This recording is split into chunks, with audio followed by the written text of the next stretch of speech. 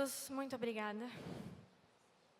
Obrigada porque nós temos acesso à Tua palavra, a palavra que muda as nossas vidas. Como diz o próprio texto bíblico, a palavra que é viva e eficaz e que é como uma espada de dois gumes que é capaz de dividir a alma e o espírito, que é capaz de julgar os nossos pensamentos, as nossas intenções. Jesus, usa a Tua palavra hoje, Senhor. Eu não quero pregar aqui algo que seja do meu coração, eu não quero que seja algo da minha boca, mas eu quero que seja Tua, Jesus. Eu oro para que nós possamos ser realmente transformados, Senhor.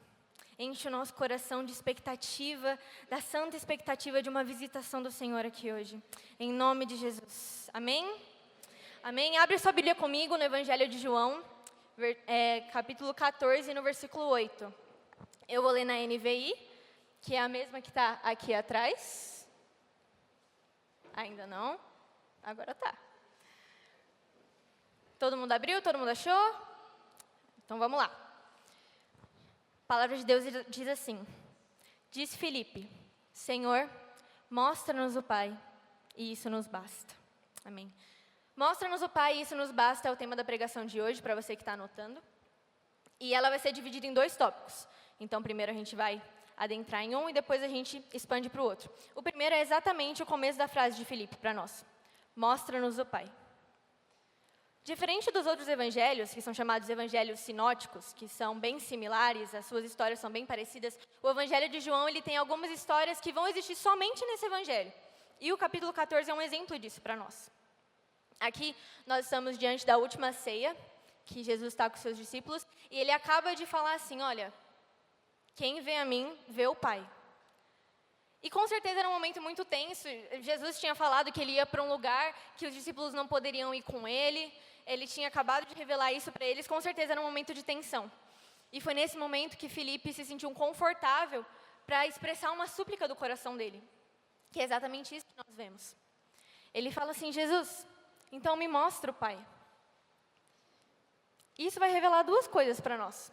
A primeira é que Filipe realmente desejava ver a Deus. Filipe ele tinha um coração, e isso vai aparecer em todas as outras vezes que Filipe aparece no Evangelho de João, que ele tinha um coração que ele sempre fala, ver Jesus, eu quero ver alguma coisa. Então Filipe, ele tinha essa necessidade de ver a Deus. Isso não é algo ruim, mas nós podemos olhar por outro lado, que é o lado que eu quero focar hoje, que é, Filipe não estava vendo Deus através de Jesus. Filipe, ele olhava para Jesus e ele só via Jesus. Ele não via Deus. Ele não via o Pai através do Filho. E aí, diante disso, a gente vê a resposta de Jesus. Pode colocar para mim? Vamos ler do versículo 8 de novo. Diz Filipe, Senhor, mostra-nos o Pai, e isso nos basta.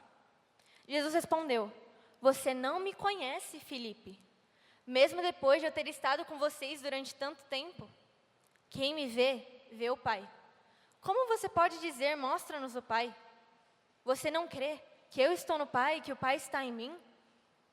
As palavras que eu lhes digo não são apenas minhas. Pelo contrário, o Pai que vive em mim está realizando a sua obra. Então, aqui a gente pode ver que aquele encontro que Filipe tanto desejava, que ele chegou para Jesus e fala, então me mostra o Pai, esse encontro estava acontecendo há 3 anos. Que foi o momento que Filipe começou a andar com Jesus. A partir do momento que Filipe começa a andar com Jesus, ele começa a andar com Deus e ele não percebe isso. E é uma pergunta, eu acredito que Deus quer fazer para nós hoje. Porque Jesus, ele pergunta para Filipe, você não me conhece? Mesmo depois de todo esse tempo, você não me conhece? Você não sabe que quem vê a mim, vê a Deus? Vê o Pai? Eu acredito que é isso que Deus quer nos perguntar hoje. Se ver Jesus, se aprender com Jesus, significa ver a Deus, nós realmente conhecemos Jesus? Nós realmente achamos que nós conhecemos Jesus? Eu acredito que muitos de nós hoje estamos como Filipe. Nós acabamos de cantar aqui que nós queremos ver a glória de Deus. Que nós queremos que Deus faça de novo. Nós queremos tanto uma teofania, que significa uma manifestação visível da glória de Deus. Nós queremos tanto isso. Nós queremos tanto uma sarça ardente, nós queremos tanto uma coluna de nuvem durante o dia, uma coluna de fogo durante a noite. Nós queremos tanto, assim como Moisés, olhar para Deus e falar assim, então me mostra a sua glória. E assim, ver, talvez como Moisés na fenda de uma rocha, mas Filipe aqui, ele queria mais, ele queria ver Deus face a face. E meus amigos, não tem nada de errado com isso. Esse deve ser o nosso motivo de acordar todos os dias. Mas nós não podemos esquecer, em momento algum, que a revelação máxima da glória de Deus, a plenitude de Deus, ou seja, o inteiro de Deus, está em Jesus. A partir do momento que nós conhecemos Jesus, a partir do momento que nós olhamos para Jesus, nós estamos olhando para Deus. E se isso não choca os nossos corações, se isso não coloca os nossos corações numa situação de desespero, eu sinceramente não sei o que é o Evangelho para você. Nós não podemos esquecer que a revelação máxima do Pai está em Jesus. Filipe, ele não entendia que durante 3 anos ali estava Deus em toda a sua glória, andando com Ele, comendo com Ele, orando com Ele. Será que isso é o que está acontecendo conosco? Nós recebemos Jesus, nós vemos Jesus passar nesse lugar e nós não vemos que é Deus. Abre comigo na carta aos Hebreus, capítulo 1. Nós vamos ler do versículo de 1 a 4.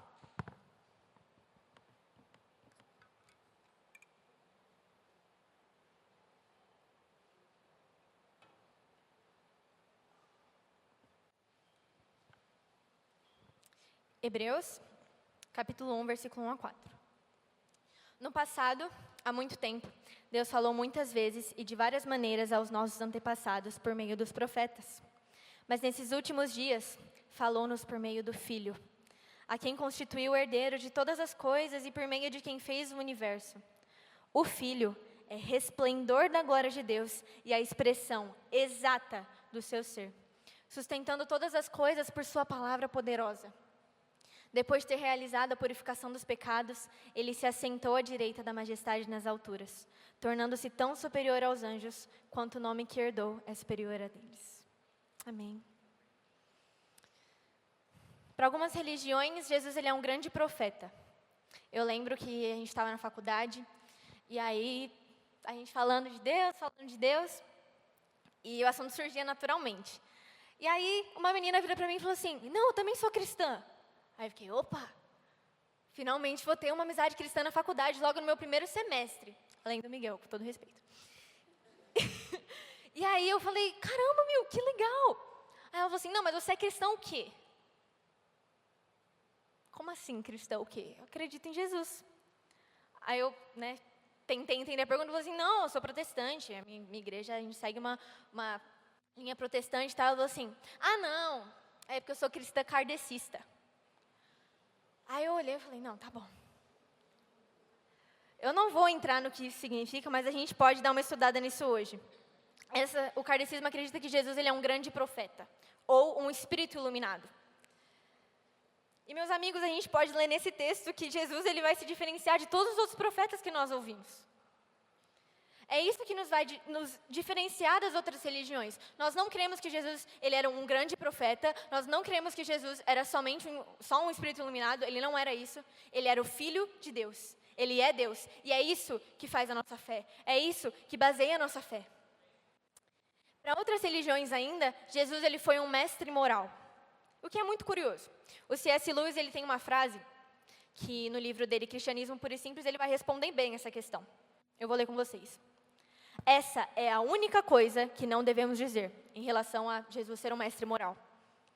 Um homem que fosse somente um homem e dissesse as coisas que Jesus disse, não seria um grande mestre da moral. Ele seria um lunático ou o diabo em pessoa. Faça a sua escolha. Ou esse homem era e é o Filho de Deus, ou ele não passa de um louco, ou coisa pior. Você pode querer calá-lo por ser um louco, cuspir nele e matá-lo como um demônio. Ou você pode prosternar-se aos pés e chamá-lo de Senhor e Deus. Mas que ninguém venha, com paternal condescência, dizer que ele não passava de um grande mestre humano. Ele não nos deixou essa opção. Ele não nos deixou essa opção. Em momento nenhum, Jesus vai deixar qualquer pessoa que passa por ele acreditar que ele é um mestre moral. Ele deixa bem claro isso quando ele fala, quem vê a mim vê o Pai. Se ele fosse só um mestre moral e isso não fosse real, ele seria um mentiroso. Então, como que um mentiroso é um mestre moral? Isso coloca a gente num lugar de pensamento. Se Jesus ele não fosse o próprio Deus, Se ele fosse realmente um mestre moral, a obra dele teria se reduzido somente a uma mudança de comportamento. Seguindo seus passos, nós seríamos apenas boas pessoas que fazem boas coisas de vez em quando. Mas nós sabemos que esse não é o Evangelho. Porque o Evangelho ele não é baseado nas coisas que nós fazemos, é baseado na transformação do Espírito Santo, que é feita através do reconhecimento de Jesus em nossas vidas. Se Jesus ele não fosse Deus, a morte dele teria um significado completamente diferente para nós. Por quê? Ele teria ficado no túmulo e ele talvez fosse só um mártir amoroso que morreu no nosso lugar e ficaria por aí. Mas nós estamos aqui hoje para testemunhar que Jesus ele não era só um mestre moral. Nós estamos aqui para testemunhar que, por ser Deus, a obra dele não terminou na cruz e ela continua na ressurreição. É pela cruz que nós temos os nossos pecados perdoados e quando ele ressuscita, Deus ele vai declarar a vitória, nos justificando a partir da morte de Jesus. Jesus, ele apenas não morreu a morte que eu e você merecíamos, mas ele ressuscitou para nos dar a vida que eu e você não merecíamos. Nós merecíamos a morte. Jesus, ele morreu a morte que nós merecíamos, mas ele nos deu a vida que nós não merecíamos. Ultimamente eu tenho lido um livro chamado Cristo, Fonte de Prazer, é o livro do Alessandro Vilas Boas, e ele vai falar sobre o paradoxo do Cristo crucificado, que é o paradoxo da glória e da humilhação. Eu acho muito importante a gente prestar atenção nisso. Isso porque a glória de Jesus, ela vai desafiar todos os nossos conceitos do que é glória, do que é poder, do que é majestade, do que é uma exaltação. Ao contrário, eu não sei vocês, quando eu penso em glória, eu penso num trono com vários raios e várias nuvens e um brilho. Mas Jesus, quando ele estava sendo humilhado na cruz, ele recebeu a maior glória de todas. E isso não faz sentido para nós. Como é que pode a glória de Deus, a completa glória de Deus, a expressão exata da glória de Deus, estar num homem que era Deus e um Deus que morreu despido? Isso não faz sentido para nós. Mas é a maior verdade.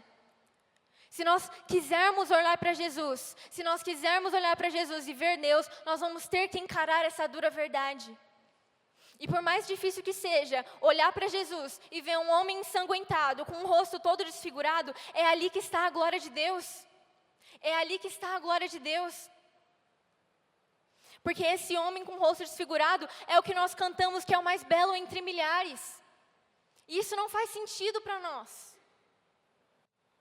A cruz, que antes era um instrumento de vergonha, que era um instrumento de morte, ela se tornou a glória do cristão. Porque como diz em Gálatas, ai de mim eu me gloriar de alguma coisa, não será na cruz do meu Salvador, Senhor Jesus Cristo. Ai de nós. Meus amigos, o convite que eu tenho hoje para todos nós, e que eu creio que é um convite de Deus, é que nós possamos pedir para Jesus, Jesus, mostra-nos o Pai, através do Senhor. Mostra-nos o Pai através de um bebê deitado numa manjedoura. Mostra-nos o Pai através de um menino que era apaixonado pelas Escrituras. Mostra-nos o Pai através de um homem que viu Nataniel debaixo da figueira e sabia tudo sobre a vida dele. Mostra-nos o Pai através de um homem que transformou a água em vinho. Mostra-nos o Pai através do homem que defendeu o templo do Senhor como casa de Deus. Mostra-nos o Pai através do homem que falou com a mulher samaritana, do homem que curou o cego, o paralítico, a mulher com fluxo de sangue. Mostra-nos o Pai através do homem que andou sobre as águas. Mostra-nos o Pai através do homem que curou Lázaro. Mostra-nos o Pai através do homem que entrou em Jerusalém montado num simples jumentinho. Mostra-nos o Pai através do homem que orou por nós, que foi preso e torturado por nós. Mostra-nos o Pai através do corpo de um homem que valia muito mais do que eu e você pregado no madeiro. Mostra-nos o Pai através do sacrifício que nos redimiu, pelo homem que perdoou os nossos pecados. E mostra-nos o Pai através de Jesus que ressuscitou, e é isso que nos basta. Para a gente finalizar esse tópico, abre comigo em Colossenses, capítulo 1, versículo 15 ao 23.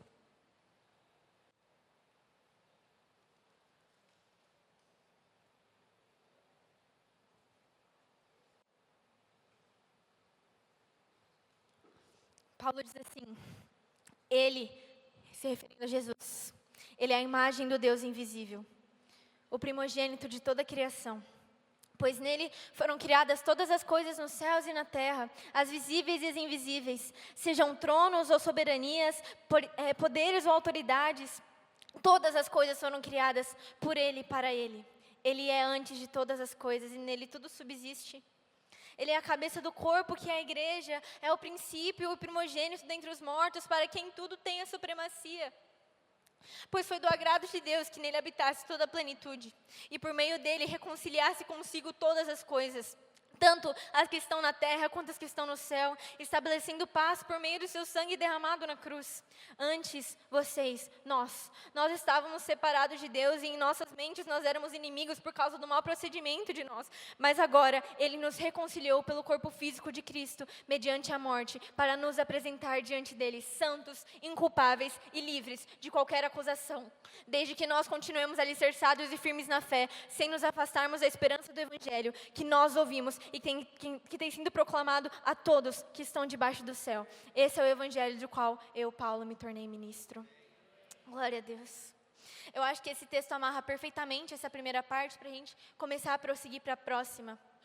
Logo no início do texto, você consegue colocar para mim, João, versículo 15? Logo no início do texto, nós temos uma verdade que ela é assustadora para nós. Jesus, Ele é a imagem do Deus invisível. E isso não deixa sombra de dúvidas para nós que Ele é o próprio Deus. Ele é um com Deus. E mais à frente, no versículo 19, por favor.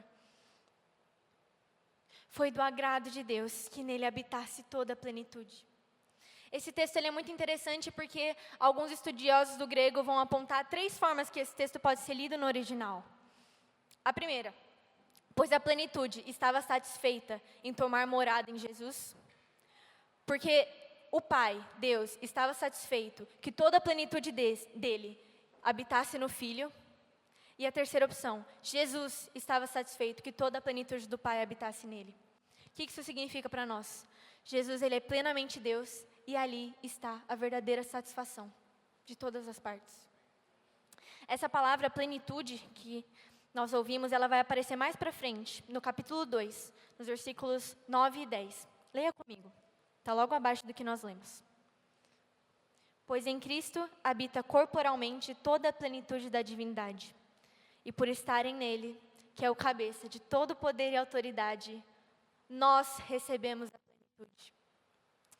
Ele é Jesus, Jesus que é o próprio Deus, nele está toda a qualidade de Deus. Tudo que o Deus é, está em Jesus. Em Jesus nós temos Deus por inteiro. Ele é inteiramente Deus. É isso que significa Ele estar cheio da plenitude da divindade.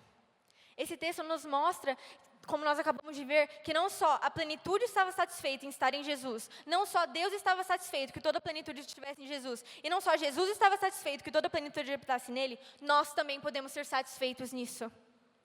E é isso que a gente vai para a segunda parte da pregação. Como Felipe disse, mostra-nos o Pai, e isso nos basta. E isso nos basta é a segunda parte da pregação. Eu acho que vocês entenderam a dinâmica. Primeiro a gente estudou aqui sobre como Jesus, Ele é Deus, e é olhando para Jesus que nós vemos o Pai. E agora nós vamos como isso é suficiente para nós. Jesus é suficiente para nós. E essa afirmação, ela veio para mim alguns anos atrás, quando a gente começou a cantar aquela música Cristo, aqui na galera.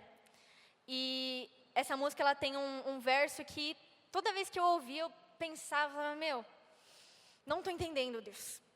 E é um verso que ele fala assim, exatamente assim. Cristo é tudo que Deus pode nos dar. Eu olhava para essa frase e eu ficava pensando, tá bom, eu entendo que foi Deus quem me deu Cristo, eu entendo que foi Deus que permitiu que Cristo viesse e morresse por mim, mas eu tenho tantas coisas, sabe, estou começando meu ministério, isso era algum tempo atrás, eu tenho meus amigos, eu tenho minha família, eu tenho minha casa, e eu também tenho Cristo. Isso não fazia sentido para mim. E depois de muito tempo pensando, muito tempo orando e em comunhão com o Espírito Santo, para eu entender realmente o que Deus queria falar, através dos compositores dessa música, eu entendi que quando Deus nos deu Cristo, Ele nos deu tudo o que nós precisamos. Cristo, Ele é o dom supremo, Ele é o melhor presente que nós poderíamos receber. Deus, Ele não tem obrigação nenhuma Ele não teve obrigação nenhuma de me dar amigos, de me dar um ministério, de me dar uma família, de me dar minha casa, porque Ele já me deu tudo que eu precisava. E se isso ainda não faz sentido para nós, é porque nós ainda ansiamos por um carro, nós ansiamos por uma casa legal, nós ansiamos por um casamento, nós ansiamos até por um ministério digno de aplausos. Eu quero citar o C.S. Lewis mais uma vez, que ele tem uma frase muito conhecida nesse assunto, que fala assim: nós somos criaturas divididas, correndo atrás de álcool, sexo e ambições, desprezando a alegria infinita que se nos oferece, como uma criança ignorante, que prefere continuar fazendo seus bolinhos de areia numa favela, porque não consegue imaginar o que significa um convite para passar as férias na praia. Nós somos facilmente satisfeitos demais. O problema que Lewis vai apresentar aqui não é que nós não desejamos muito, é que nós nos satisfazemos com muito pouco. Nós somos facilmente distraídos pela falsa ilusão na cultura do nosso consumismo e de querer consumir tudo, que nós somos inebriados por uma alegria rápida e que não satisfaz. E aqui eu quero abrir um ponto. Se você já me viu pregar alguma vez aqui na galera, você vai se lembrar talvez que foi ano passado, e a palavra que o Senhor me deu foi muito parecida com isso. Era exatamente sobre alegria. E você deve estar pensando: nossa, Letícia, mais uma vez você vai falar sobre isso? E não tem problema você pensar nisso, porque eu também pensei. Quando eu estava escrevendo o esboço, eu cheguei para Deus e eu estava vendo que a pregação estava tomando esse rumo. Aí eu, caramba, Deus, segunda vez que eu prego na galera, você quer que eu fale de novo da mesma coisa? As pessoas vão começar a achar que eu sou monotemática. Mas aí, Deus, Ele me constrangeu, porque eu tenho o direito de ser monotemática enquanto meu tema for isso aqui. Enquanto meu tema for a palavra de Deus, a gente vai falar sobre isso quanto precisar. Então a gente vai continuar. A alegria e a satisfação de Deus é um mandamento bíblico. É um mandamento bíblico nós buscarmos prazer no Senhor. Isso não é errado. Buscar o prazer não é errado. Nós ouvimos muito, e é uma palavra que o TikTok gosta muito de usar, o TikTok crente ama usar a palavra renúncia. E isso vai se difundindo em vários outros significados. E é verdade, nós precisamos renunciar, mas nós não renunciamos à busca por prazer. Porque Jesus, Deus, Ele vai redirecionar essa busca por prazer para Ele. Buscar alegria em Deus é fidelidade. Porque nós buscamos alegria em Deus, nós dizemos: Deus, eu não preciso de mais nada. Eu não preciso buscar alegria em nenhum outro lugar, eu não preciso mais buscar ser feliz em nenhum outro lugar, porque eu tenho tudo o que eu preciso. É fidelidade. Jesus, Ele não quer um povo que o ame por obrigação. Ele não quer alguém que se sinta culpado, e é por isso que Ele vai receber o amor dessa pessoa. Porque o Espírito Santo está preparando em nós, como igreja, uma noiva para Cristo. E eu tenho certeza que Jesus não quer casar com uma noiva que foi obrigada. Não quer casar com uma noiva que está se casando por alguns interesses pessoais. Ele quer casar com uma noiva que o ama verdadeiramente. Nós não estamos aqui pelo que Cristo pode nos dar. Nós estamos aqui por amor e devoção. E entendemos que nós só queremos isso. Ele é tudo que nós precisamos. Nós precisamos formar em nós um povo que vê Jesus como o tesouro mais precioso e que é apaixonado pela palavra de Deus. Eu me lembro de uma reunião recente que a gente teve, que foi das líderes de ministério das meninas, que a gente tem os pequenos grupos das meninas, né? E é meu primeiro ano nisso, então eu estava meio desesperada, não sabia muito bem o que eu fazer. E nessa reunião, o Lori, né, que deu a palavra para nós, ele abriu para perguntas e eu falei a primeira coisa que estava na minha cabeça: eu precisava de ajuda. Eu virei e falei: Lori, olha, tem algumas meninas que elas não estão interessadas, elas não querem ir no PG, e eu não sei o que eu faço, porque, sabe, a gente tenta de tudo, a gente fala... No caso, são meninas mais novas, então dá para entender o que eu estou falando. A gente fala com os pais, a gente fala com a mãe, e aí, no dia, a menina tem uma viagem marcada e ela não avisou, e aí, enfim, uma bagunça. E eu falei: Lori, o que eu faço? Como que eu posso trazer essa pessoa? E aí o Lori falou assim: eu tenho a resposta. Aí eu já fiquei: vai dar tudo certo também. E aí o Lori chega e ele fala assim: prega a palavra. Aí eu fiquei, né? Sem sem falar nada, fiquei quieta o dia inteiro, todo mundo falando, não, eu entendi o que você quis dizer, eu assim. E por mais que isso tenha me constrangido no momento, eu entendo agora que isso formou em mim algo que eu não tinha percebido. Enquanto nós, no caso eu dei o exemplo do PG, mas enquanto nós como igreja, buscarmos atrair as pessoas, porque nós temos uma boa didática, porque nós somos legais, porque nosso culto acontece numa quadra, porque nós temos instrumentos muito legais, porque o nosso pastor traz palavra em grego para explicar para a gente, porque a gente tem muito senso de humor, porque a gente se veste legal. Enquanto essa for a nossa forma de atrair as pessoas, nós estamos falhando. Glória a Deus pela nossa estrutura, glória a Deus porque nós temos tudo isso, mas de verdade, nós deveríamos estar com o coração e falar assim, vocês devem vir, porque nós temos a palavra de Deus. Vocês devem vir, porque nós pregamos a palavra de Deus. É isso que atrai o coração do homem. O coração do homem não é atraído por coisas que ele pode encontrar fora daqui. Nós temos a palavra de Deus. E é disso que o mundo precisa. E eu estou falando isso, não só para vocês, porque eu e o Miguel, a gente fez isso essa semana. Eu vou ter que expor, me perdoa. A gente estava na faculdade, eu e o Miguel, nós estudamos juntos. E a gente estava numa exposição, que era do final de semestre, essa semana. E a gente estava apresentando o nosso trabalho, que era do Instituto Carisma. Uau! Gente, todo o trabalho que eu faço da faculdade, eu faço aqui. Né? É impossível. E a gente estava falando sobre, a gente sempre dava um jeito de falar sobre a Carisma, que a gente é crente, e que é a nossa igreja, né? Aquele evangelismo ali básico, sem muitas intenções. E aí, um menino veio falar assim, mas eu sou ateu. Aí a gente virou assim, olhou um pro outro e falei, mano, vamos chamar ele domingo. Aí, não, você tem que ir lá domingo, não sei o quê. Aí, em vez da gente falar, não, porque Deus vai falar com você, você vai ver que Deus vai falar com você. O que a gente virou? A gente falou, a gente tinha uma moto pendurada no teto. A moto não está aqui mais. Não tem mais moto. E mesmo assim, é a carta que a gente usa para atrair as pessoas. Mesmo assim. Mas tá tudo bem com o menino, tá, gente? Eu conversei com ele, ele está ouvindo pregação, então tá tudo bem. Mas enfim, voltando.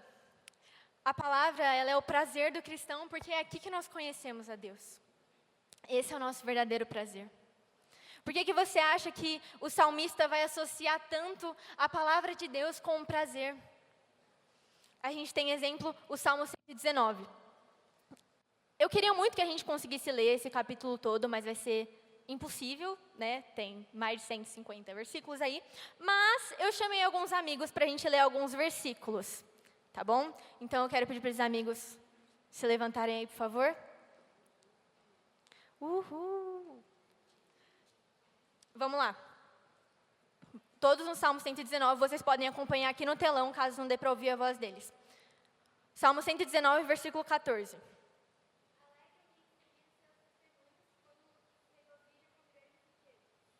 Versículo 16. 24.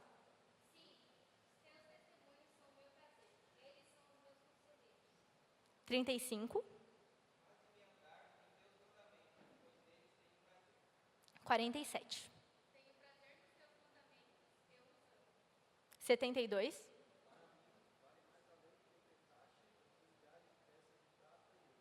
97. 103.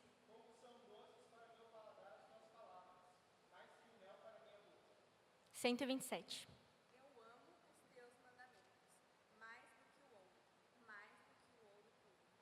E 143.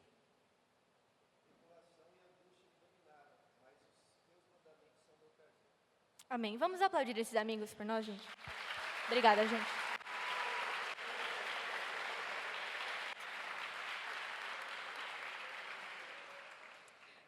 Obviamente, pela dinâmica da quadra, não deu para ouvir muito bem, mas eu espero que vocês acompanharam pelo telão. Mas isso é uma coisa maravilhosa, gente. Tudo que nós precisamos está na palavra de Deus, nesse livro, que é a revelação de Jesus, que é a revelação do Pai. Como nós não podemos adorar a Deus diante disso e nos prostrar diante disso. Enquanto eu estava escrevendo esse esboço, o Senhor falou comigo mais um salmo, que é o Salmo 16, 11. Obrigada. Fala assim, eu vou ler na NA, tá bom? Tu me farás ver os caminhos da vida.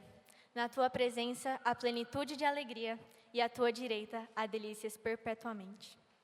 Eu não sei vocês, mas quando eu leio esse texto, eu não consigo me conter de alegria, porque é muito precioso saber que todo o nosso prazer está em Deus.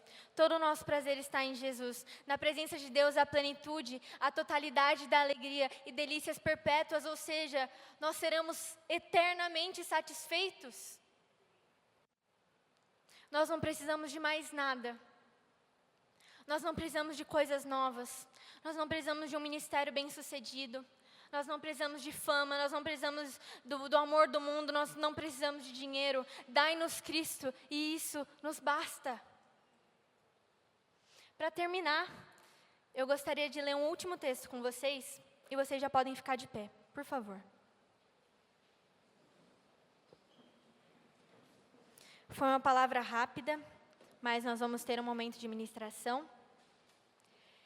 E aqui nós vamos ler o início do livro de João. O livro de João, ele foi escrito com o intuito de cravar o fato de que Jesus é um com Deus. Eu acho que muitos de vocês conhecem esse texto, ele é um texto muito falado, mas eu peço, com todo o meu coração, que nós possamos ler com os olhos espirituais, entendendo, que nem disse o credo niceno uma vez, eu creio em só um Senhor Jesus, Cristo, Filho unigênito de Deus, nascido do Pai antes de todos os séculos, Deus de Deus, luz da luz, Deus verdadeiro, de Deus verdadeiro, gerado, não criado, consubstancial ao Pai. Eu quero que nós leiamos esse texto, adorando ao Senhor e concordando com esse texto tão lindo e especial para a nossa fé. Eu não quero ler esse texto sozinha, então eu peço para que, enquanto eu leio, ou você leia em voz alta comigo, ou você concorde no seu espírito comigo, ou você comece a entoar os seus cantos de adoração a Deus. Eu não aceito ler esse texto e essa igreja estar em silêncio. Eu não aceito nós nos calarmos diante desse texto e não conseguimos adorar a Deus diante disso. Evangelho de João, capítulo 1. Do versículo 1 ao 18. No princípio, era aquele que era a palavra.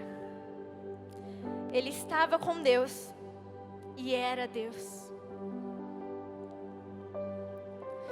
Ela estava com Deus no princípio. Todas as coisas foram feitas por intermédio dele. Sem ele, nada do que existe teria sido feito. Nele estava a vida, e esta era a luz dos homens. A luz brilha nas trevas, e as trevas não a derrotaram. Surgiu um homem enviado por Deus, chamado João, e ele veio como testemunha para testificar acerca da luz, a fim de que, por meio dele, todos os homens crescem. Ele próprio não era a luz, mas veio como testemunha da luz. Estava chegando ao mundo a verdadeira luz que ilumina todos os homens. Aquele que é a palavra estava no mundo e o mundo foi feito por intermédio dele. Mas o mundo não o reconheceu. Veio para o que era seu, mas os seus não o receberam. Contudo, aos que o receberam, os que creram em seu nome, deu-lhes o direito de se tornarem filhos de Deus. Os quais não nasceram por descendência natural, nem pela vontade da carne, nem pela vontade de algum homem, mas nasceram de Deus. Aquele que é a palavra, tornou-se carne e viveu entre nós. Vimos a sua glória, a glória como do unigênito vindo do Pai. João dá testemunho dele, ele exclama: este é aquele de quem eu falei, aquele que vem depois de mim é superior a mim, porque ele já existia antes de mim. Todos recebemos a sua plenitude, graça sobre graça, pois a lei foi dada por intermédio de Moisés, a graça e a verdade vieram por intermédio de Jesus Cristo. Ninguém jamais viu a Deus.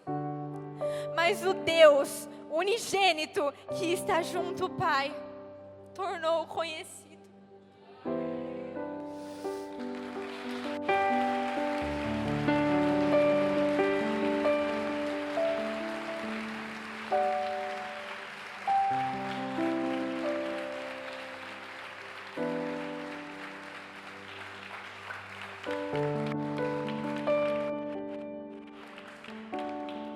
Senhor Jesus, muito obrigada. Obrigada, Jesus. Obrigada porque nós somos um povo que tem fome e tem sede. E nós temos alimento e nós temos água no Senhor. Obrigada porque o Senhor é a nossa fonte de vida. O Senhor é a nossa fonte de vida. O Senhor é o nosso pão diário. Obrigada, Senhor Jesus, porque o Senhor que é a palavra tornou-se homem e viveu entre nós. E é disso que nós precisamos, Senhor. Por favor, Jesus, eu peço para que nesse momento nosso coração possa ser cheio da plenitude do Senhor, que a igreja do Senhor possa ser cheia, para que nós possamos entender o poder do Senhor, a plenitude do Senhor, que nós possamos entender a altura e profundidade do poder do Senhor, através da vida de Jesus Cristo aqui na terra e no céu, porque Ele ressuscitou e está assentado à direita do Pai.